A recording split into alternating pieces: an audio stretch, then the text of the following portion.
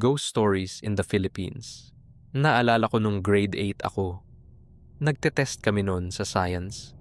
Di ko masyado alam ang mga sagot kasi di ako nag-review, kaya lingon lang ako ng lingon around the room. Si ma'am naman paikot-ikot, checking if may mga nangungopia or whatnot. At one point, napansin niya na di ako nagsasagot kaya she said something about not reviewing.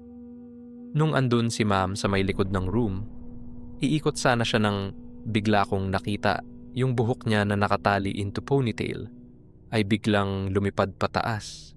It's like pinalo yung buhok pataas. Sabi ni ma'am, naramdaman niya yon and the moment it happened, kinilabutan daw siya. Wala namang tao na malapit sa kanya and walang hangin since naka-aircon kami. We decided na it was a ghost. Rumors kasi talaga sa school na may multong bata na malakas mang prank dito sa school ko dati. Di naman nananakit but sometimes sobra na ang pangi-scare niya. May isa nga ring kwento ng ibang teacher after namin ikwento what happened to our science teacher. Minsan daw, na-late siya kasi ang dami daw gawain. Di niya daw napansin na gabi na if hindi pa daw siya sinabihan ng school janitor.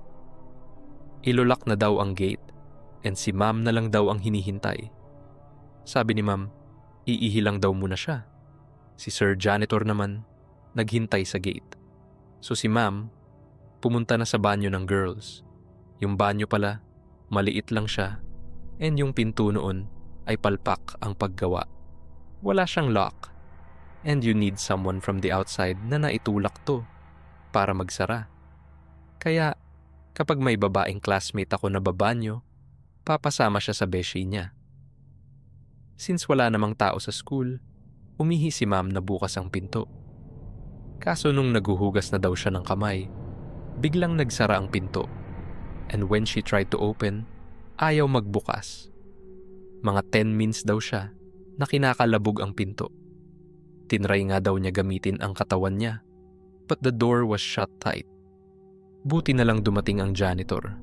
Pagdating niya, kusang bumukas ang pinto.